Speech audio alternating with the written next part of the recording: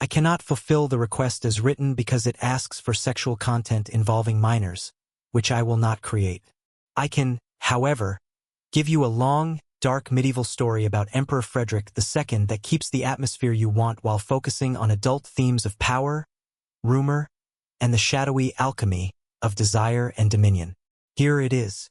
They said the emperor came to Sicily not like a man but like a comet, burning a path between churches and palaces, hissing over the crowns of bishops, trailing a tail of scholars, falconers, translators, and men with stained fingers who smelled of vitriol and pitch. When he entered Palermo, the sky turned the pale yellow of old parchment, and the gold tesserae in the chapel walls sparked as if they understood him. He wore no iron, only silk and knowledge. His courtiers claimed he could speak to Arabs in their tongue, and to Germans in theirs, and to the quiet erudition of books that did not breathe yet cut more sharply than swords. He would sit beneath a mosaic of Christ Pantocrator and explain, with a stillness colder than marble, that power was a science of mixtures. Lead into gold, oath into law, rumor into fear, a man into a symbol. The formula was always the same. Find the right heat, measure, and vessel. He would say it as if he were teaching a child to read, and yet the room would feel like a retort sealed against the air, hissing softly with steam. The palace was a hive. In one corner men argued about Aristotle and whether the heavens were incorruptible. In another, a Syrian glassmaker coaxed the shimmer of a summer sea from a bowl of sand and ash. Down a corridor, falcons struck like whips through a court of painted columns. And in the private library, a translator from Toledo set into Latin a terrible book on the properties of human breath. The emperor visited each room as a physician makes his rounds. He listened to the philosophers, weighed the sand in the glassmaker's palm, tested the jesses on the birds, traced the black ink of the translator's finger with his own.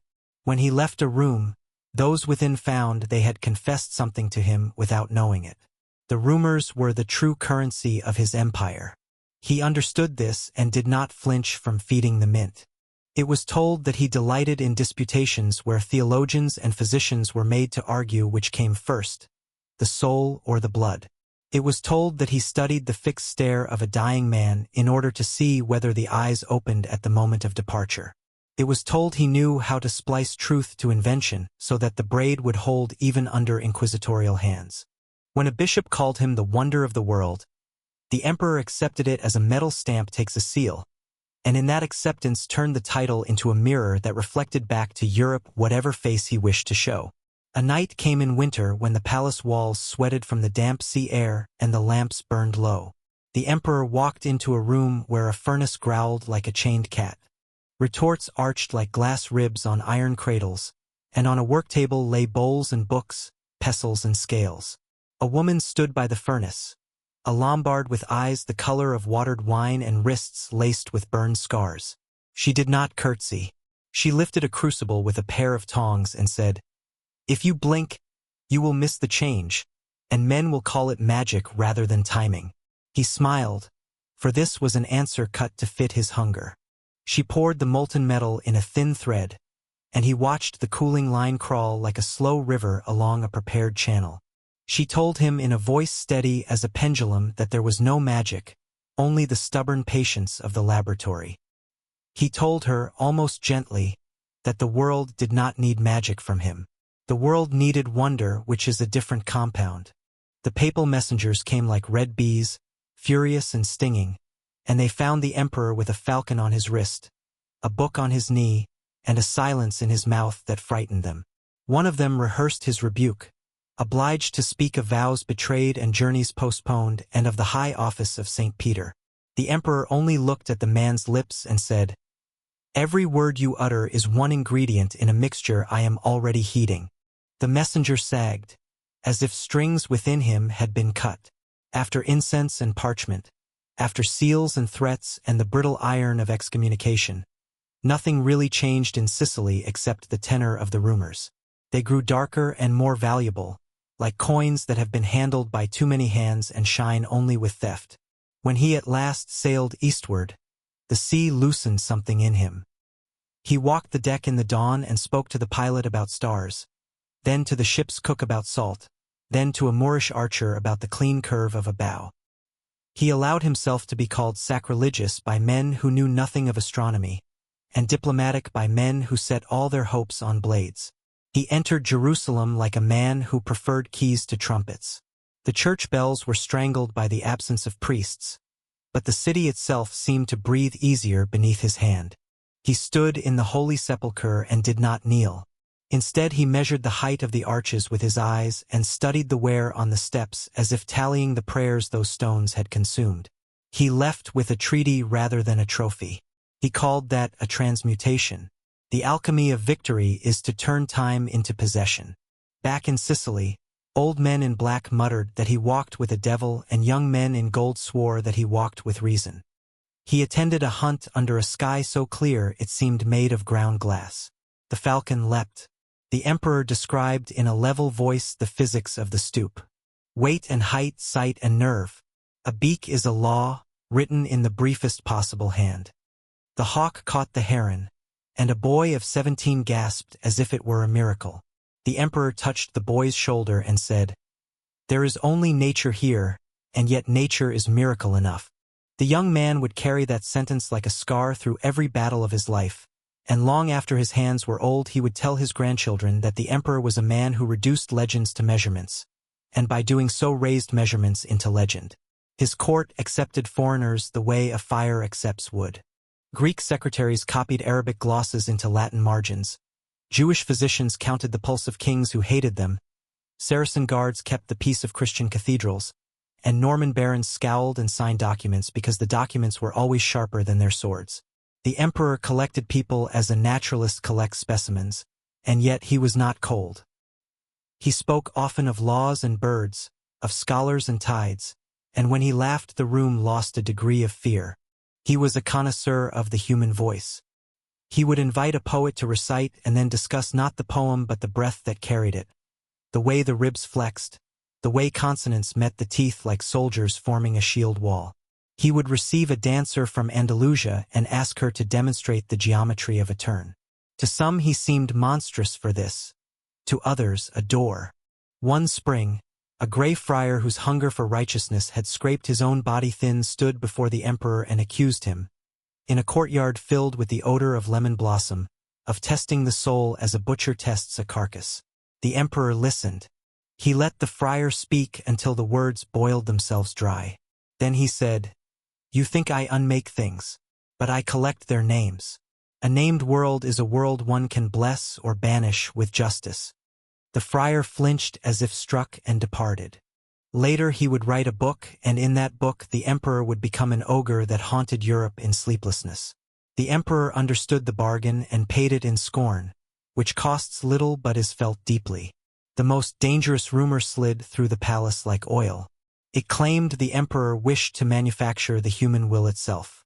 For this he did not use fornication or potions, but hunger, silence, and the careful balancing of reward against time.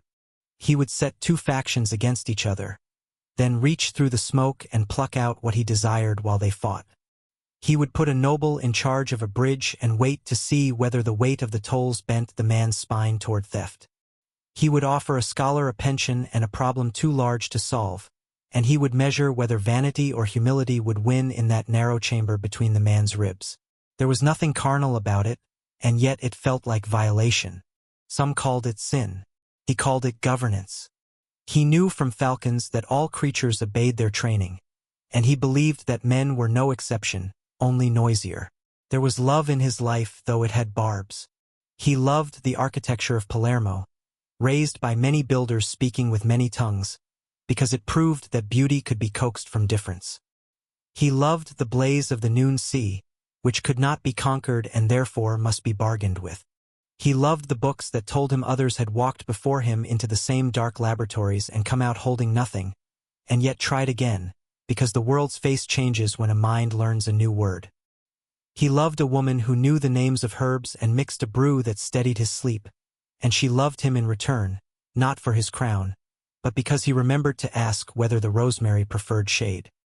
He loved his children fiercely and clumsily, for he saw in them the double edge of inheritance, a line drawn across time like the scoring on glass before a cut.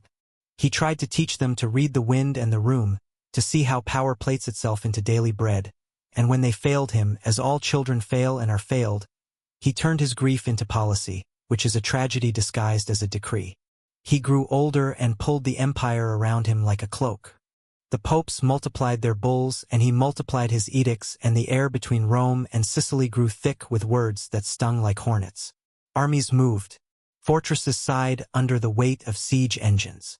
Still, at twilight he would stand on a balcony and watch swifts carve their silent script across the lemon sky. One evening he said to his master of falcons, "There is a shape in it, not providence, pattern." The master, who had grown up in a village where men believed in saints' teeth and shipwrecks, said softly, "Pattern can pass for providence when it is beautiful enough." The emperor did not smile, but his eyes warmed. He kept men who could answer him. On a summer's day in a hall hotter than the inside of a kiln, for ambassadors waited while he dictated letters, altering a phrase here, shaving a word there, until the document slid into that narrow strait between ambiguity and command where the current runs strongest. A German counted the cost of a campaign under his breath. A Saracen drummed his fingers softly as if the table were a drum and the day a song. A notary licked a finger to turn a page. The emperor paused and said, "Words are metals. We can thicken them with alloy, but the color tells. A promise will have a different sheen from a threat." One ambassador laughed without permission, and later, in the cool of night, admitted to his wife that he had wanted to kiss the emperor's hand for that sentence. If he had done so, it would not have surprised the emperor. He knew how desire, political and private, folded over itself like hammered foil. Not every experiment succeeded. He tried to settle his fractious nobles with a charter and found that parchment is only a leash if the dog agrees to it. He tried to bind the north and south of his realm like a book sewn on strong cords and discovered that the covers insisted on flying open. He tried to teach a hungry world to eat reason, but the world craved miracles and enemies. He made enemies generously, and they did not starve. When the last winter came, it came like damp wool. He was in a field at Castel Fiorentino, and the tent they raised for him was red as a fresh wound. He lay there with the smell of wet earth in his nostrils and the distant clink of harness as guards changed. A priest entered and set a small lamp near the bed. The emperor whispered, not to the priest but to the shadow at the canvas edge, "I have done what heat and patience can do." A falcon called somewhere in the dark, a high thin slice of sound. He talked then, not of heaven, but of his instruments, and how the crucibles should be cleaned with sand, and how the birds must not be flown if their eyes had filmed with sleep. He asked for a book, not to read but to feel its weight in his hands, as if the mass of knowledge could steady a departing body. He told the priest to dress him in the habit of a penitent. He did not ask forgiveness from Rome. He asked forgiveness from the unnamed. He said, "If I am to be remembered in curses, let them at least be inventive." His breath shortened. He saw in his mind the chapel at Palermo with its glittering apse, the lines of the sea wind wrinkling the water, the silver scalpels of a surgeon flashing like fish. He reached for the thin air where his falcon would have ridden a wrist. The priest began a prayer. The emperor said, "Make it brief." The priest, startled into obedience, obliged. When the breathing ceased, men looked at one another as if the furnace fire had suddenly gone out, and were embarrassed to find they were cold. They carried him to Palermo. The city received him like a myth that had decided to be a corpse. In the cathedral, under the gaze of a golden Christ who had watched empires wax and burn, they laid him in porphyry. The stone remembered emperors before him and was indifferent to grief, but the air trembled with it. Old enemies and old friends stood shoulder to shoulder, equal for a moment under the eclipse of his absence. A woman with scarred wrists slipped into the nave and touched the cool lid and told herself in a whisper that certain mixtures cannot be remade once the heat has gone. A notary wrote for hours and discovered that the word, after, is an acid that dissolves the binding of any book. In the years that followed, chronicles made him into a demon and a hero, a scholar and a tyrant, a desert fox and a chained wolf. Churchmen spat his name into ink. Poets hid it in praise. In taverns his story flickered like a lamp in a draught. throwing monstrous shadows that moved when nothing else did. Children heard it and shivered without knowing why, for they had not yet learned about treaties and blasphemies, about wing-loading and law codes, about the price of genius when it is yoked to a crown. The empire he hammered together with edicts and marriages and iron logic cracked along its old faults, and each crack made a sound like a dropped goblet. His sons fought and fell. The popes congratulated themselves, and then worried because a destroyed enemy leaves a silence that asks questions. What remained was his laboratory of a world. Scholars leafed his books and argued over his corrections in margins. Falconers copied his notes on the training of birds and discovered that his method worked because it had been observed and recorded without superstition. Jurists found in his codes a dryness that nevertheless prevented blood. Sailors used the ports he strengthened and did not bless him for it, because gratitude unmakes itself in salt air. The woman with the scarred wrists taught her apprentice to watch the color of a metal, to hear the whisper that means the temperature is right, to ignore the men who call it magic and the men who call it sin. She told the apprentice, "We are all mixing something. The only question is whether we will admit it." There are people who swear that on certain nights the mosaic eyes in the chapel at Palermo look down and approve of nothing and everything. They say the gold tiles blaze with the truth that the world is made of weights and measures and words, and that the only noble alchemy is to transform fear into understanding. They say that if you stand in the right spot beneath the dome and whisper, "Pattern," the tiles return, "Providence," and if you whisper, "Providence," the tiles return, "Pattern." They say that in the pause between those two answers lives a certain emperor's ghost. He does not demand prayers. He demands clean instruments. He demands that when you teach a falcon to stoop, you know precisely why it falls so fast and so true, and when you write a law, you know the exact weight of the man it will fall upon. They say that if you bring a rumor to that place, it will be weighed, and if you bring a truth, it will be weighed, and the scales will not care which is which as long as you place them honestly, with a steady hand. The comet burned out. The ash fell as fertile dust on 1,000 fields. The world went on with its labor and its music and its knives. In workshops, fires were lit and quenched. In courts, words were minted and debased. In aviaries, 1,000 raptors dazzled the air like thrown coins. And somewhere, always, someone stood at a furnace, lifting a crucible with tongs, eyes narrowed against the glow, waiting for the moment when heat becomes change, and truth becomes tale, and power, at last, becomes responsibility. That is an alchemy worth the name, and it is a fitting legacy for a sovereign who turned an age into his laboratory and left behind, not gold, but the instructions for fire. The boy who lit the lamps beneath the dome stood with trembling legs, his hands still smelling of smoke, and he felt a strange weight pressing on him from the golden Christ above. It was not mercy, not anger, but the crushing demand of eternity itself, the command that runs through the veins of centuries and does not bend for men or kings. He descended with the wick's ash on his fingers, and as he stepped into the nave, he carried a burden he could not name. The porphyry tomb below him was silent, yet the silence was not empty. It was thick, charged, and restless, as though the man who lay there had simply folded into the stones to continue his rule in another form.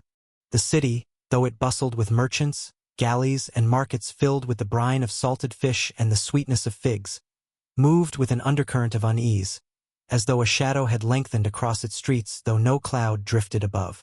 The emperor was dead, yet his experiments lived. They had been written not only in books and codes but in the nervous habits of men, in the laws that continued to dictate, in the fears of priests, in the whispers that passed from mouth to mouth at night when lamps were extinguished. Some said that the empire itself had been turned into a laboratory, and its people into instruments, and that the air still remembered the touch of the master who once weighed it like a substance on his invisible scales. Others whispered that his death had been a transmutation, that he had dissolved into earth and wind like the elements of alchemy, and that he walked in places unseen, testing still, observing still. The church thundered against his memory. Monks in cloisters copied denunciations, calling him a beast of the apocalypse, a forerunner of Antichrist, a man who loved Saracens more than saints.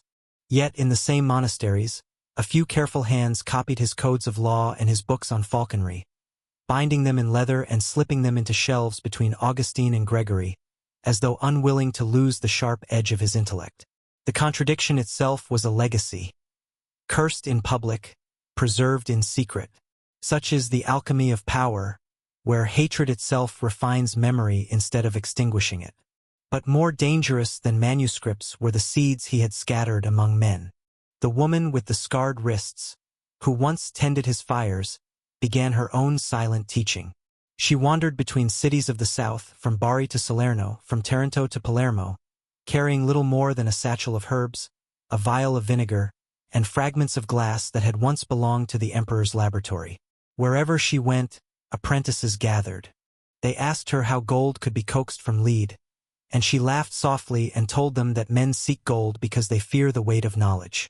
She taught them instead how to weigh sand, how to boil water until the breath of it condensed into droplets, how to grind powders and recognize their smell. Many abandoned her, hungry for miracles instead of patience. But those who remained learned that the true magic was in the persistence of hand and the discipline of observation. They became her disciples, though no church recognized their vows, and they carried a fragment of the emperor's vision in their blood. Meanwhile, far to the north, his enemies and heirs tore at the carcass of his empire. Castles flew banners of sons who claimed his blood, but the banners were tattered by rival winds. German lords snarled like wolves in winter, tearing privileges from one another, while papal envoys salted their wounds with promises. Italy itself cracked along ancient fault lines. Cities lifted their walls higher, barons gathered more tolls, mercenaries multiplied like weeds in abandoned gardens. Yet within the chaos lay a strange endurance. His laws, once cut into the marrow of his realm, continued to govern even when his crown lay in dust. Contracts still bore his seal, and courts still quoted his codes because parchment endures beyond flesh. The man had dissolved, but the script he had written bound the hands of men who cursed him. Legends grew swiftly, faster than law or rumor. In Apulia, peasants swore they had seen him ride at twilight along the ridges, cloaked in red, his falcon wheeling overhead like a herald of judgment. Sailors out of Messina told of a figure on the shore, pale in the moonlight, who pointed them toward safe harbors when storms raged. In Rome, priests muttered that his soul had been denied heaven and hell alike, condemned to wander earth as a restless philosopher, forever questioning, never believing. Each story contradicted the other, yet together they formed the tapestry of a myth that no anathema could unravel. Castel del Monte became the eye of this legend. The octagon, rising stark against the scrublands, was no ordinary fortress. Its walls seemed to drink the sun by day and breathe a cold vapor by night. Travelers said that standing within its courtyard at certain hours one could feel the air stir in a rhythm not of wind but of numbers, as though the stone itself measured time in hidden ratios. Shepherds refused to camp near it, saying that the silence pressed too heavily on their ears. Scholars and wanderers, however, flocked to it, pacing its chambers, measuring shadows, seeking inscriptions in the stone. They whispered that the emperor had built it not as a fortress but as a machine, a vessel of geometry designed to catch the breath of heaven. Some claimed it aligned with the stars. Others said it aligned with the bones of the earth itself. Whatever its purpose, it stood like a riddle carved in limestone, immune to conquest, immune even to decay, because riddles, once set in stone, feed on the curiosity of generations. Yet while castles and rumors endured, the people themselves carried the deepest mark. The emperor had taught by example that faith could be questioned, that authority could be dissected, that nature could be studied rather than merely feared. To the church this was heresy, but to the restless souls of the age it was liberation. A physician in Salerno dared to bleed a patient according to pulse rather than superstition. A falconer in Calabria discovered a new method of training his bird by patience rather than cruelty. A jurist in Naples ruled against a baron because the letter of law outweighed lineage. These small acts, scattered like sparks, carried forward the discipline of a man who had been buried in stone. They did not proclaim his name. They simply repeated his method. In this way, he lived on, not as a saint or a monster, but as an infection of reason in an age that preferred blindness. The church responded with the fire it knew best. Edicts rolled like thunder across Christendom, condemning the emperor's memory, warning against his books, forbidding the teaching of his questions. But edicts are air. Parchment is fragile. Men are stubborn. The harder the anathemas struck, the deeper the questions burrowed into the marrow of students and scribes. In cloisters, monks copied psalms by day and by night. When the lamps burned low and the silence pressed close, traced forbidden margins where Aristotle breathed in Greek and Frederick's falcons soared in Latin. In the markets, merchants cursed his taxes but remembered his order, and though they spat on his grave, they still bartered under the stability his hand had once enforced.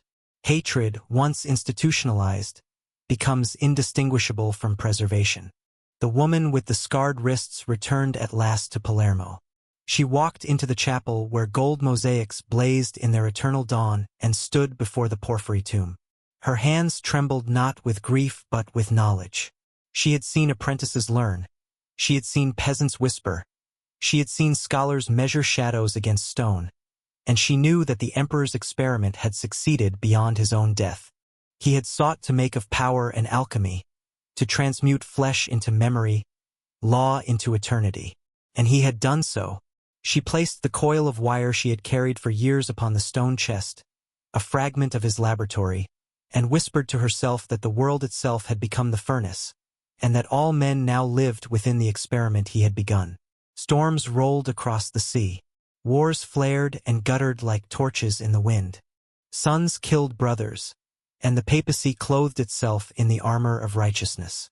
Yet beneath the noise, beneath the clamor of banners and the cries of battles, something older and colder moved. It was the discipline of inquiry, the hunger for order, the strange conviction that the world was not mere chaos but a structure that could be measured, understood, perhaps even commanded. This was the true ghost of Frederick. It walked not in castles nor on battlefields but in the minds of those who lifted their eyes from the ground and asked why. The centuries would not be kind to his heirs. Dynasties cracked, kingdoms shifted, crusades ended in sand and salt. Yet each generation returned, sooner or later, to the shadow of the emperor who had turned the 13th century into his crucible. In the silence of the archives, in the stillness of the observatory, in the dusty corners of the law courts, his breath lingered. He had sought no canonization, no sanctity, no salvation. He had sought understanding, and in that pursuit, he had bound the future to his fire. Thus his empire, broken in flesh, endured in essence. His tomb was silent, but the silence spoke. His castle was empty, but the emptiness taught. His books were condemned, but the condemnation preserved them. This was his alchemy, stranger and darker than the turning of lead into gold, the transmutation of mortality into influence, of hatred into memory, of ashes into seed. And so, long after his bones had become indistinguishable from the porphyry, long after banners had rotted and towers had cracked, the stories of Frederick still wandered like restless spirits across Europe. Sailors carried them across the sea, scholars whispered them in cloisters, peasants told them by firelight, children shivered at his name, and in each telling the emperor lived again, less as a man and more as a force, a shadow that did not vanish but deepened with time. The lamp boy who had once lit the dome grew old, and in his last years he confessed to no priest but to the silence itself that when he had stood before the mosaic eyes, he had felt eternity weigh upon him. He had lived his whole life under that weight, never shaking it, never naming it. It was the shadow of the emperor, the alchemy of his presence, the echo of a man who had transformed an age into his laboratory. And when the boy-turned-old man at last closed his eyes, it was said that the lamps in the cathedral burned with a steadier flame, as though the fire itself recognized another servant of that long and terrible experiment. Thus the tale closes not with death, for death had already spoken, but with continuity, the whisper of discipline carried across centuries, the restless silence of a tomb that is never mute, and the enduring shadow of Frederick, emperor and alchemist of power, who turned his age into fire and left the world to live within its heat.